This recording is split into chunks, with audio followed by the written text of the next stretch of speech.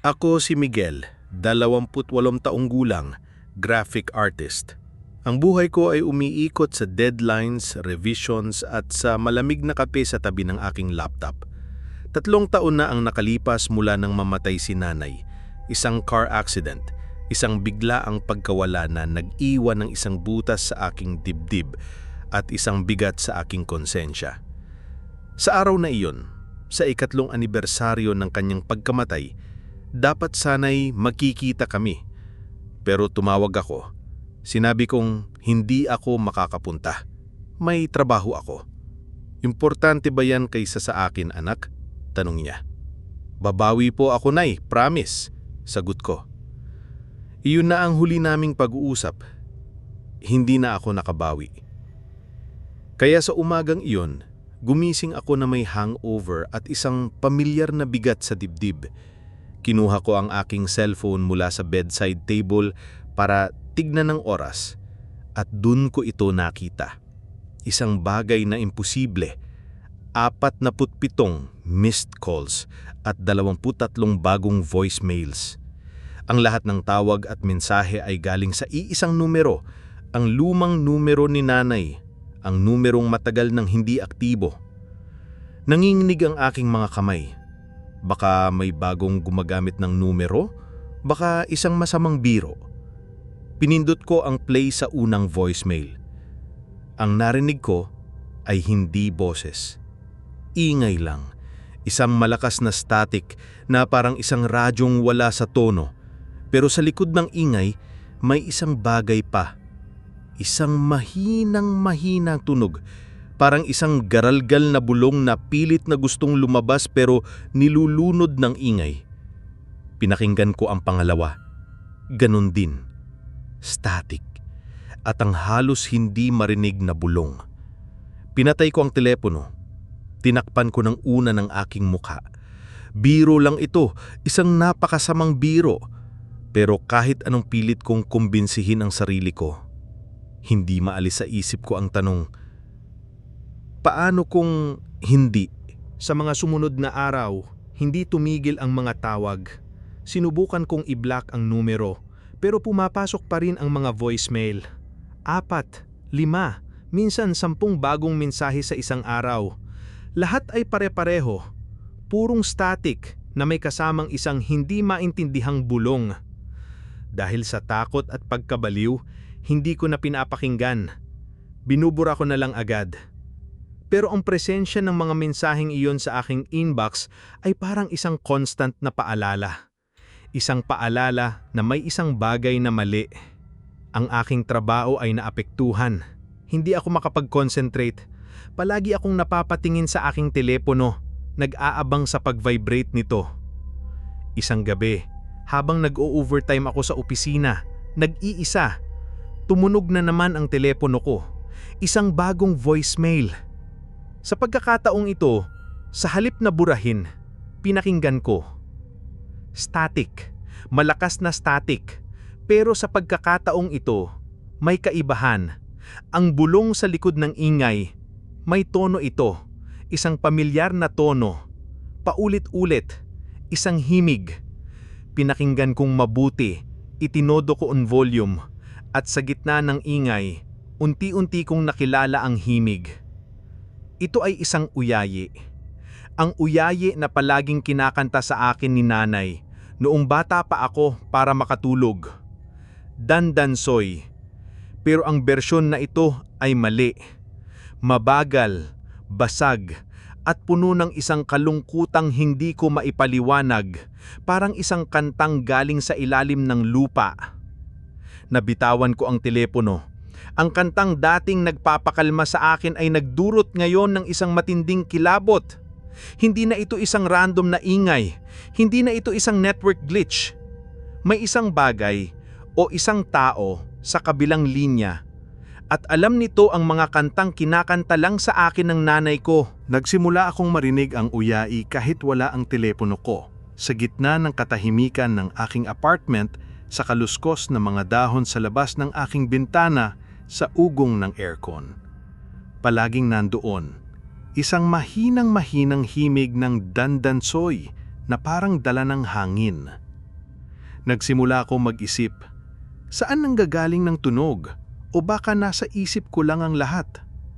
Isang Sabado, habang naglilinis ako ng aking apartment para lang may pagkaabalahan, napansin ko ang isang kahon sa sulok ng aking bodega. Ang kahon ng mga gamit ni nanay. Ang mga gamit na kinuha ko mula sa bahay namin sa Batangas pagkatapos ng kanyang libing, pero hindi ko na nagawang buksan. Habang papalapit ako sa kahon, napansin kong mas lumilinaw ang himig ng uyai. Nagmumula ito sa loob. Nanginginig ang aking mga kamay habang binubuksan ko ang kahon. Sa loob, nakita ko ang mga pamilyar na bagay. Ang kanyang mga lumang libro, ang kanyang paboritong tsaleko, mga album ng litrato. At sa ibabaw ng lahat, nakapatong ang isang bagay. Ang luma niyang rosaryo. Hindi ito ordinaryong rosaryo. Ito ay gawa sa maitim na kahoy. Ang mga butil nito ay magaspang at hindi pantay-pantay. Sabi niya sa akin noon, ito raw ay galing pa sa lola ng lola niya. Hindi ito nabasbasan ng pari. Kinuha ko ang rosaryo. Malamig ito. Kakaibang lamig na parang galing sa yelo. At sa sandaling dumampi ang mga daliri ko sa krus nito, ang uyai sa aking isipan ay biglang huminto. At isang malinaw na boses ang bumulong sa aking tainga, ang boses ni nanay. Umuwi ka!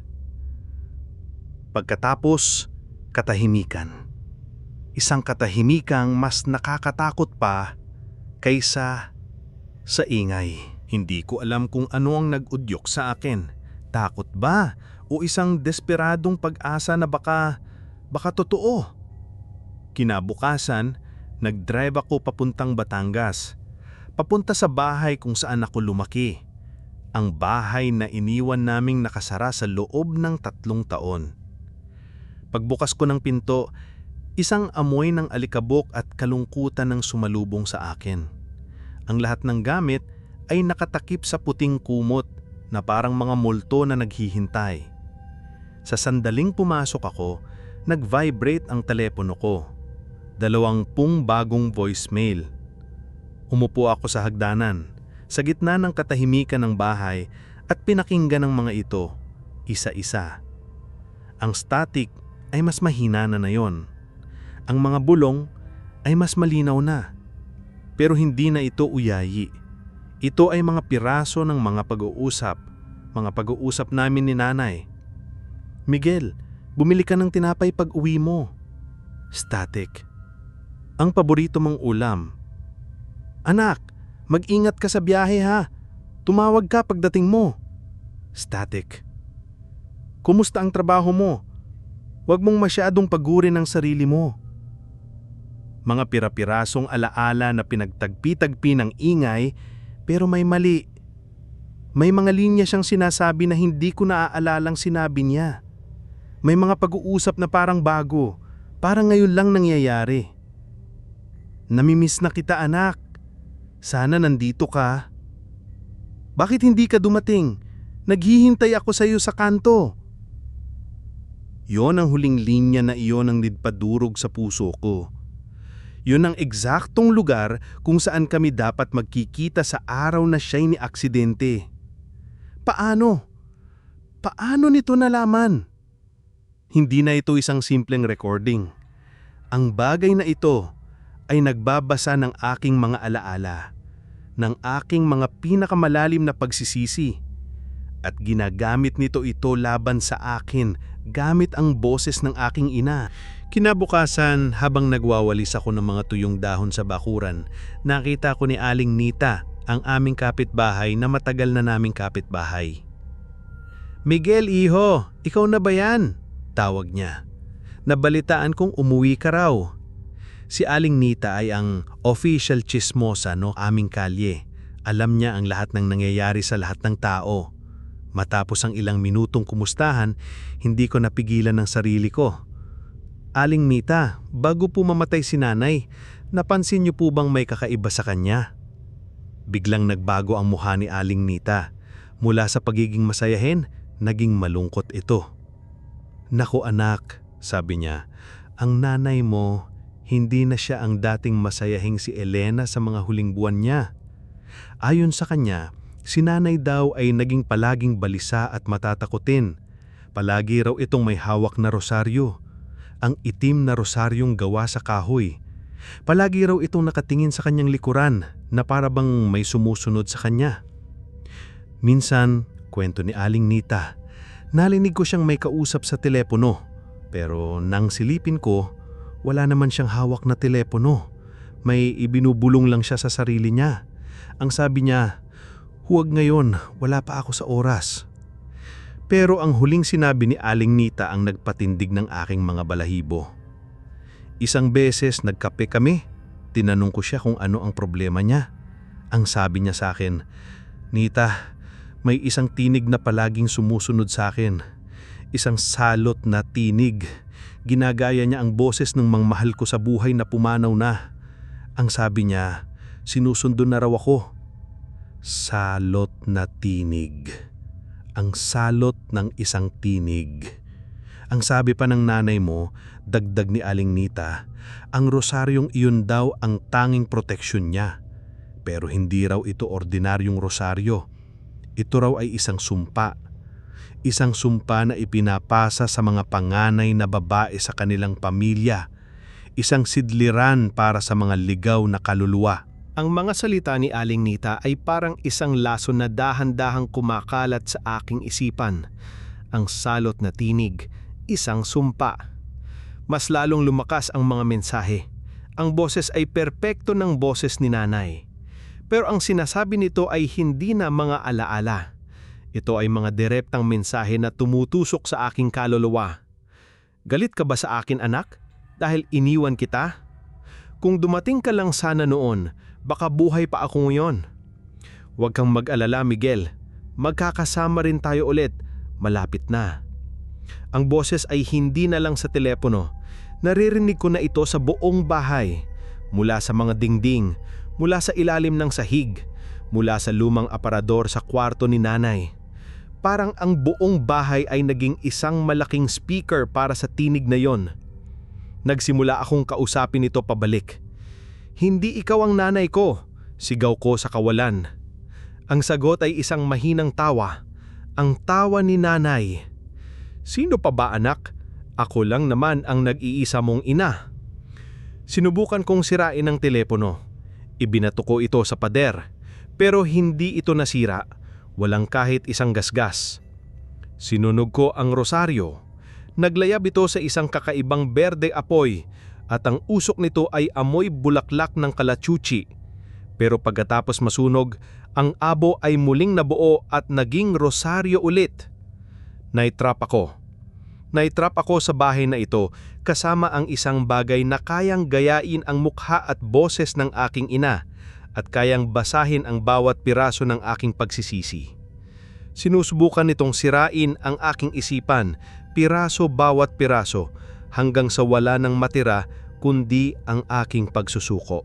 Isang gabi, sa gitna ng aking desperasyon, hinalungkat ko ang mga gamit ni nanay. Naghahanap ako ng kahit ano, isang sagot, isang paliwanag, isang paraan para makatakas. Sa ilalim ng kanyang mga damit sa aparador, sa isang maliit na kahon ng sapatos, natagpuan ko ang isang bundle ng mga liham. Mga liham na hindi niya naipadala. At ang isa sa mga ito ay para sa akin. Ang sobre ay may petsa, isang araw bago siya maaksidente. Nanginginig ang mga kamay ko habang binabasa ko ang sulat. "Miguel, anak ko." Kung nababasa mo ito, ibig sabihin ay hindi ko na nagawang sabihin sa iyo ng personal. Patawarin mo ako. May isang bagay na sumusunod sa akin, isang tinig. Nagsimula ito nang mamatay ang lola mo. Ginagamit nito ang boses niya. Ngayon, ginagamit na nito ang boses ng iba. Pero may isang bagay akong natutunan, anak. Hindi ito isang multo. Hindi ito ang kaluluwa ng ating mga mahal sa buhay. Ito ay isang sinungaling, isang parasito. Kumakain ito ng ating kalungkutan. At ginagamit nito ang ating mga alaala para lituhin tayo. Para paniwalain tayo na ang ating pagsisisi ang tumatawag sa atin. Ang rosaryo ang kanyang pintuan at ang ating kalungkutan ang susi. Huwag mong hayaang ikulong kanya sa nakaraan. Mahal na mahal kita, anak, at kahit anong mangyari, palagi mong tatandaan. Hindi ako ang tinig na naririnig mo. Ang tunay na ako ay nasa puso mo, hindi sa isang tawag sa telepono. Nang natapos kong basahin ang sulat, umiiyak na ako. Hindi dahil sa takot, kundi dahil sa pag-unawa. Sa wakas, naintindihan ko na. Ang pagkatukla sa sulat ni nanay ay nagbigay sa akin ng bagong lakas. Ngayon, alam ko na kung ano ang kalaban ko. Hindi ito ang kaluluwa ni nanay na kailangan ng kapayapaan. Ito ay isang mandaraya na kailangang palayasin. Ngunit ang nilalang ay naging mas desperado, mas tuso. Ang mga voicemail ay nagbago. Hindi na ito paninisi. Ito ay naging pagmamakaawa, pagmamahal. Miguel, tulungan mo ako. Nakakulong ako dito sa dilim. Ikaw lang ang makakapagpalaya sa akin. Naaalala mo ba noong bata ka? Noong nahulog ka sa bisikleta? Ako ang gumamot sa iyo. Hindi kita iniwan. Huwag mo rin akong iwan ngayon. Isang bagay lang ang kailangan kong gawin, anak. Isang pangako, at magkakasama na tayo ulit. Magiging masaya na tayo. Pagkatapos, dumating ang pinakatusong mensahe, ang pangako. Pumunta ka sa sementeryo, sabi ng tinig, na ngayon ay perpektong tinig ni nanay na puno ng pag-asa. Dalin mo ang rosaryo, ilagay mo sa ibabaw ng aking puntod, at manalangin ka. Manalangin ka na bumalik ako. Iyon lang, at matatapos na ang lahat ng ito. Isang parte sa akin ang gustong maniwala. Isang parte sa akin na pagod na sa laban. Isang parte sa akin na sabik nang maiyakap muli ang aking ina. Paano kung totoo? Paano kung ang sulat ay isang pagkakamali lang? Paano kung ang kaluluwa talaga ni nanay ang humihingi ng tulong? Ang salot na tinig ay hindi lang gumagamit ng takot. Gumagamit din ito ng pag-asa. At ang pag-asa, minsan, ay mas mapanganib pa kaysa sa anumang uri ng takot. Dala ang telepono at ang itim na rosaryo. Nagpunta ako sa sementeryo sa paglubog ng araw. Ang kalangitan ay kulay kahel at lila. Tahimik ang paligid, maliban sa huni ng mga kuliglig. Nakatayo ako sa harap ng puntod ni nanay. Elena Reyes, minamahal na ina at kaibigan. Inilabas ko ang telepono. May isang bagong voicemail. Pinakinggan ko ito. Nandito na ako, anak, sabi ng tinig, na ngayon ay puno ng galak. Nakikita kita. Ang guwapo mo pa rin. Sige na, ilagay mo na ang rosaryo. Manalangin ka. Habang nagsasalita ito, may nakita akong isang pagbabago sa hangin. Sa likod ng lapida, ang hangin ay tila kumakapal. Nagiging mas madilim. Dahan-dahan, isang anyo ang nabubuo. Isang malabong anino na may hugis ng isang babae. Nanginginig ang aking kamay habang dahan-dahan kong inilalapit ang rosaryo sa malamig na marmol ng puntod. Ang anino ay naging mas malinaw. Nakikita ko na ang balangkas ng kanyang buhok, ng kanyang mga balikat. Halika na, Miguel, sabi ng tinig, na ngayon ay tila nanggagaling na mismo sa anino. Panahon na para magkasama tayo. Itinaas ko ang aking mga mata mula sa puntod at tinitigan ko ang anino. Hindi ito si nanay. Walang init, walang pagmamahal. Isang malamig na pangangailangan lang, isang gutom. Naalala ko ang huling linya sa sulat ni nanay. Ang tunay na pagmamahal ay nagpapalaya. Ang ginagawa ng nilalang na ito ay hindi pagpapalaya. Ito ay pagkakakulong. Para sa aming dalawa. Sa sandaling iyon, sa harap ng puntod ng aking ina, gumawa ako ng isang desisyon. Hindi ko inilapag ang rosaryo. Sa halip, Hinawakan ko ito ng mahigpit sa isang kamay at ang telepono naman sa kabila. Tumingin ako ng diretsyo sa anino at nagsalita. Ang aking boses ay matatag sa unang pagkakataon sa loob ng maraming linggo. Hindi ikaw ang nanay ko. Isang nakakabinging katahimikan. Ang anino ay tumigil sa pagbuo. Sinungaling ka! Sigaw ng tinig na ngayon ay puno na ng galit. Ang boses ni nanay ay nagiging garalgal at halimaw. Ang nanay ko ay nagpapalaya, sabi ko. Hindi siya nangungulong. Pumunta ako sa aking voicemail inbox. Nag-scroll ako pababa, pabalik sa pinakaunang mensahe. Ang mensahe na puro static at may himig ng uyai. Pinindot ko ang play at itinodo ang volume. Ang basag at malungkot na himig ng dandansoy ay pumuno sa katahimikan ng sementeryo. Habang tumutugtog ito, itinaas ko ang kamay kong may hawak na rosaryo at ng buo lakas, inihampas ko ito sa gilid ng puntod na marmol. Ang itim na kahoy ay nabiyak, ang mga butil nito ay kumalat sa damuhan. Kasabay ng pagkasira ng rosaryo, isang nakakatakot na sigaw ang lumabas mula sa telepono. Isang sigaw na pinaghalong boses ni nanay at ng purong nakakabinging static. Ang anino sa likod ng puntod ay nagkawatak-watak na parang usok na hinipa ng hangin. Pagkatapos, ang telepono ay namatay. Nakatayo akong mag-isa sa dilim. Tahimik. Umuwi ako. Umupo ako sa aking kama. Binuksan kong muli ang telepono. Pumasok ako sa voicemail. 23 mensahe. Isa-isa, pinindot ko ang delete. Sa bawat pagpindot, parang may isang tinik na nabubunot sa aking puso. Oo, masakit. Dahil ito na ang huling koneksyon ko sa kanya. Kahit na isang peking koneksyon. Nang mabura na ang huling mensahe, wala nang natira kundi ang katahimikan. Hindi ito ang masayang pagtatapos na inaasahan ko. Ang kalungkutan ay narito pa rin.